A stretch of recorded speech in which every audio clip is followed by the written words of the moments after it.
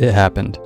The other day I was watching the miniseries Lessons in Chemistry, and for the first time, a Hollywood production mentioned one of the most controversial topics in health and food science. The big SEEDOILS, seed oils. And the show didn't mention them in a good light either. Today we'll see if there's any validity to the claims made in the show. Let's get into it. Lessons in Chemistry debuted like 7 months ago, and it's about Elizabeth Zott, a chemist turned TV cooking show host in the 1950s. She started her career in academic science, one thing led to another, and she ended up taking a job at a local Los Angeles TV studio to make ends meet. She uses her chemistry know-how to make the best food you've ever tasted. The first sponsor of Zott's show, Supper at 6, is a seed oil-based shortening called Swift and Crisp. Zott is not happy about this and says this. Swift and Crisp is not my favorite choice in shortening. Have you ever inspected the lipid dispersion at a microscopic level? And for the first time in pop culture, seed oils and their probably damaging effects on health were mentioned in pretty explicit detail too. But we'll get into that later in today's video. It got me thinking, is there actually a mechanism by which seed oils can be bad for us? Let's hear the arguments from both sides of the aisle and make a decision for ourselves. Today I'll be walking around Gwangjang Market as we go on this journey. It's one of the oldest markets in Seoul and is famous for its street food, some of which is traditional, some of which isn't, and all of which is cooked in corn oil or soybean oil. Okay, not everything, but a lot of it is cooked in corn oil or soybean oil. Modern diets have gotten weird. Historically, not much fried food was eaten in Korea, and when it was, it definitely wasn't cooked in corn oil or soybean oil. In fact, just as an experiment, I wanted to see if the soybean oil that's sold in Korea is from Korea. I have a really huge feeling that it's not. Okay, here we go. Look at this. This says Waeguk, which is foreign, and then it says USA, Brazil, and Paraguay. These are the same brands that they sell to restaurants and fried chicken shops too, so they're not using Korean soybeans or corn to make oil. Interesting. The truth is that currently so many foods in Korea contain seed oils in one form or another. Whether it's in the sauce, or if it's mixed into banchan, which are Korean side dishes, or if it's mixed into dumpling filling. A lot of restaurants will actually fry soup ingredients in a stone dish with seed oil before adding water to make really, famous stews like kimchi jjigae. So why is this important? The question with a lot of this comes down to how much seed oils we're consuming. The increase in seed oil consumption is a global phenomenon, and today we'll get into some details at a cellular level that you definitely have not heard about before. As a lot of you probably already know, seed oils have been an area of debate for a minute now, and they include commonly used cooking oils like soybean oil, canola oil, sunflower oil, safflower oil, grapeseed oil, corn oil, peanut oil, sesame oil, and any other oils that are extracted from a seed, nut, bean, or quote-unquote vegetable, like potato oil. Just kidding, potato oil is not actually a thing, and vegetable oil is basically just a marketing term. Some YouTubers include olive oil in this list, but it's actually from the fruit of the olive and not the olive pit, so olive oil is not a seed oil. For some background, the global seed oil industry is massive. The soybean oil industry alone is estimated to be worth over $51 billion, followed by canola oil at over $36 billion, and corn oil a little bit lower at over $6 billion. This doesn't include figures for sunflower, grapeseed, or safflower oil either. The first thing we have to do is to acknowledge that both sides of this debate have some truth to them. The promoters of seed oils are saying that they're healthy and we should consume more and more of them. The naysayers, however, are saying seed oils are toxic and we should avoid them at all costs. The truth is, neither side is really right in this regard. And we'll look at some nuanced information about how these oils affect us at a cellular level. Spoiler alert, it involves a compound called 4-HNE, and it's not good. Potentially. Before we get into it though, as a lot of you already know, I'm a normal person trying to make sense out of all this stuff. I always encourage you to do your own research and don't take my word for it. If I made any mistakes or you have information, studies, or stories to share, let's continue the conversation in the comments below. I'm also going to get my bias out of the way right now. For health reasons, I stopped eating foods with seed oils about a year ago for the sole reason that it relieved my own personal symptoms. So I aim for an omega-6 intake that's more similar to hunter-gatherers from the past and present. Again, this is just what works for me. Your mileage may vary. And it's not like I avoid them completely. If I'm in a pinch or feeling nostalgic, I'll have a burger and fries a couple times a year. Anyway, seeing Elizabeth Zott plainly diss seed oils on a Hollywood show made me wonder what evidence, if any, there is to support her claims. And by her, a fictional character on a TV show based on a book, I mean the writers of the show. With that out of the way, there are a couple of things you need to know. The reason proponents of eating more seed oils say that they're heart healthy is because some studies show that people that eat more seed oils have lower levels of LDL cholesterol. According to traditional dietary guidelines and health advice, lower levels of LDL are associated with lower risks of heart disease. For more information, check out some of my other videos about lean mass hyperresponders and Ansel Keys. Detractors, on the other hand, often say that seed oils promote inflammation, obesity, metabolic disease, mitochondrial dysfunction, and even contribute to sunburn. Okay, back to Elizabeth Zott. So when Swift and Crisp wants to sponsor Supper at 6, Zott tells us that seed oils are horrible for us and tells the viewers to use beef tallow instead. In a later episode, she gets more down in the details and flat out tells the audience, Swift and Crisp is vile on a subchemical level. Seed oils are damaging to your mitochondria, and the fact that I told you to put that in your body will haunt me for the rest of my days. Damage to your mitochondria can happen for several reasons and can lead to mitochondrial dysfunction. Mitochondrial dysfunction? What is that? I'll tell you what it is, but first I'll also tell you that this line in the show caused a little bit of a buzz, like this TikTok video here. Seed oils are damaging to your mitochondria, and the fact that I told you to put that in your body will haunt me for the rest of my days. Seed oils are damaging to your mitochondria. Elizabeth Zott would definitely know better. Sounds like some TV writer spent a little too much time on social media listening to bro science. Because here in the world of real science, the evidence simply supports the opposite. Some other scientists that promote ultra-processed foods wrote blog posts about Elizabeth Zott's avoidance of processed foods and seed oils in that show as well. Now, there are studies that show that seed oils promote healthy living, mostly in that they lower LDL like I mentioned before. With these studies in hand, this TikToker went on to say that the writers of the show made a big mistake and they should have done a better job fact-checking. The problem is that this issue isn't so clear. There's still debate around it, not only about seed oils, but the nuances of LDL's impact on heart disease in general. Not to mention how consuming excess seed oils could affect us at a cellular level. One of the key components to seed oils is their high linoleic acid or omega-6 fatty acid content. Omega-6 fatty acids are essential. Essential means our bodies can't make them, so we need to get them from our diet. This also means that advice to avoid them completely isn't technically correct. So, of course, they're linked with some positive health effects. We need them. But how much is too much? This is a big part of the disagreement about consuming seed oils. Hunter-gatherers hundreds of thousands of years ago, as well as today, ate about 2 to 3% of their calories as omega-6s. So around 2 to 3% per day is considered an ancestral amount of omega-6s to consume.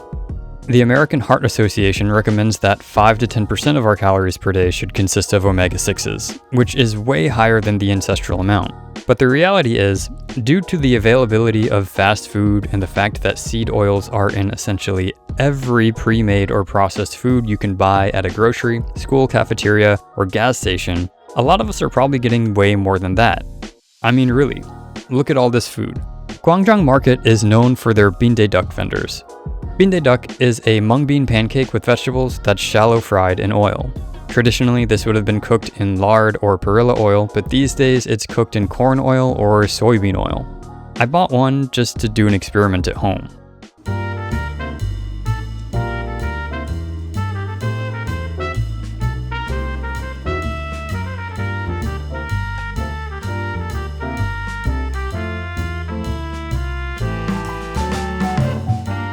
The pancake crumbled into my measuring glass, so I couldn't get an accurate measurement of how much oil was in this, but look at all that oil.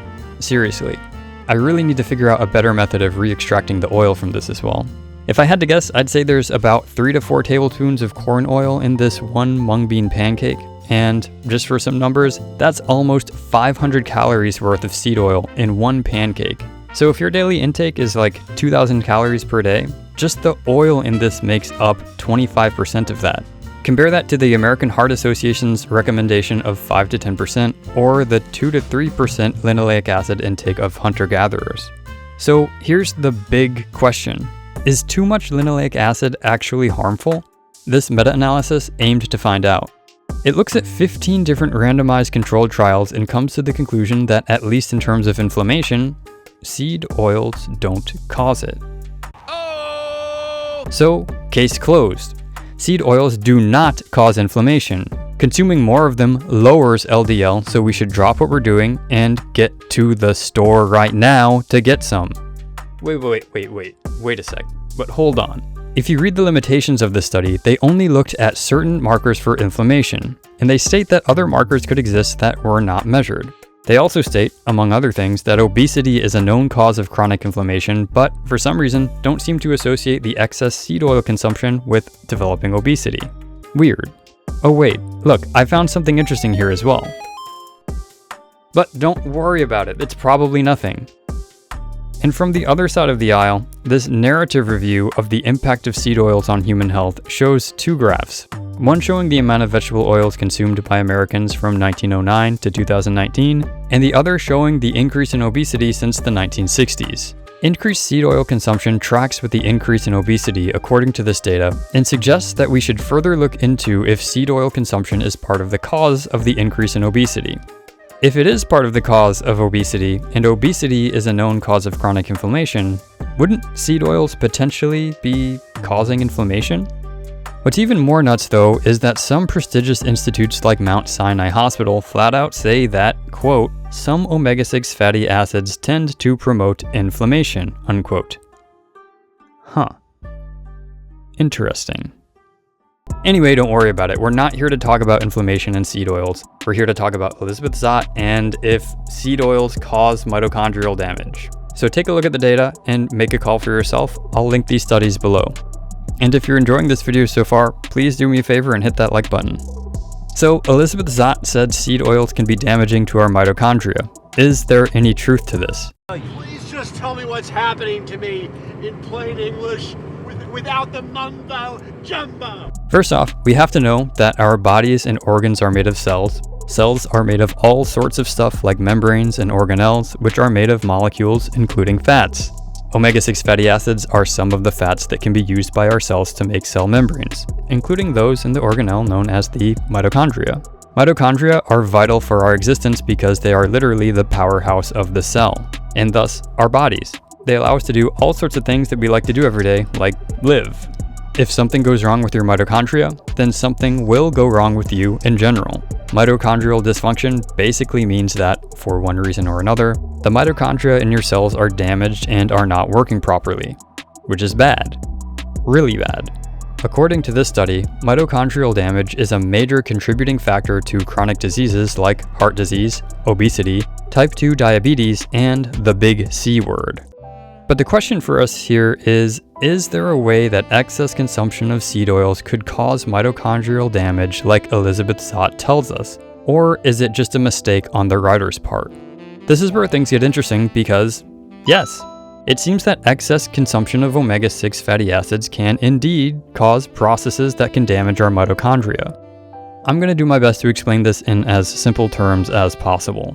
One of the main problems with omega-6 fatty acids is that they oxidize extremely quickly.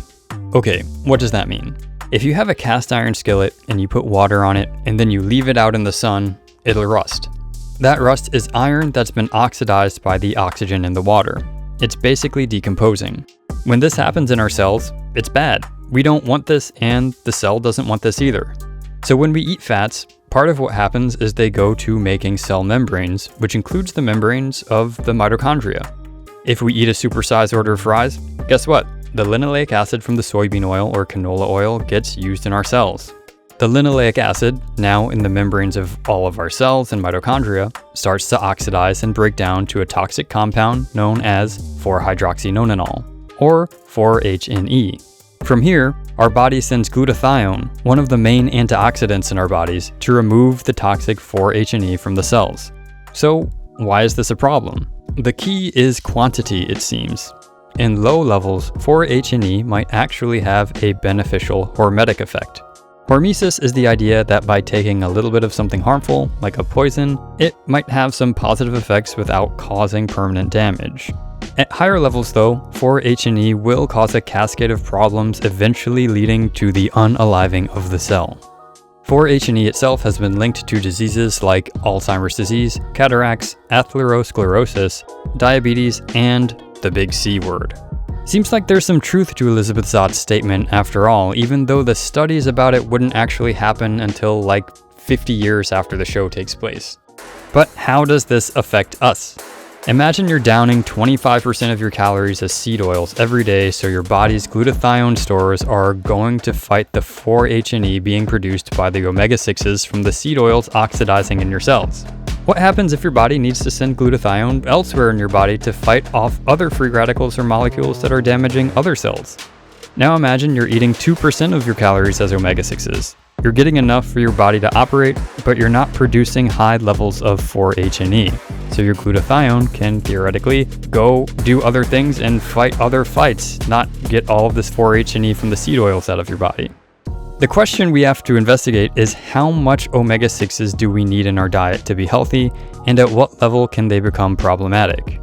As I've been walking around Gwangjang Market, it's become even more clear to me that so many of us are eating too much omega-6s. Are these oils ubiquitous around the world because they're healthy for us, or are they all over because they're cheap? Considering how massive the seed oil industry is and how there's huge demand for cooking oils, it's currently not possible to just stop using them. People gotta eat. It's evident that more studies need to be done, but if it turns out that these oils are not as great as some of us think they are, we'll need to find some alternatives. These alternatives include fats that have been used for millennia, like beef tallow, ghee, butter, lard, coconut oil, and some newer fats like blends that are made through fermentation. Anyone that's saying that increasing seed oils in our diet is 100% better for us needs to know that there's still scientific debate around this, because consuming more seed oils exposes us to higher levels of 4-H&E, and higher levels of 4-H&E are associated with some serious diseases. So what do you think? After doing all the research for this video, I'd say there's a good reason why the writers of Lessons in Chemistry made Elizabeth Zott's character not want to use seed oils in her cooking. Considering this information, I'm going to continue limiting my seed oil intake, but that's just what works for me. I'll get into why I stopped eating seed oils in a different video. It's always good to do your own research and do what's best for you. If you're thriving on seed oils, do your thing. I had issues for years that weren't going away, and this is just where I've arrived at, and it's made me more curious about why some people do better after eliminating excess seed oils from their diets. With the amount of seed oils in food increasing around the world, at the very least, we should be paying attention to see how this trend is impacting people's health in different populations. Walking around Gwangjang Market has made it painfully clear that we're using a ton of these oils, whereas 100 years ago, we'd probably see mostly boiled food out here. If you're lost in the woods with this one, please leave a comment below. I'm sure there's a lot for us to talk about, and I probably got some of the intricacies wrong, but take a deep breath, relax, grab a glass of water, because this is meant to just give us a general idea of what's going on with the seed oil debate. But what do you think? Do you think we should talk more about the nuances of what we eat? Is the widespread use of industrialized seed oil safe? Is the issue of toxicity a debate about chronic toxicity or acute toxicity? Do you eat seed oils, or do you try to avoid them? Let me know in the comments below. If you made it this far, thank you so much for watching. It means a whole lot. Please hit the like button and subscribe for more content like this. Take care.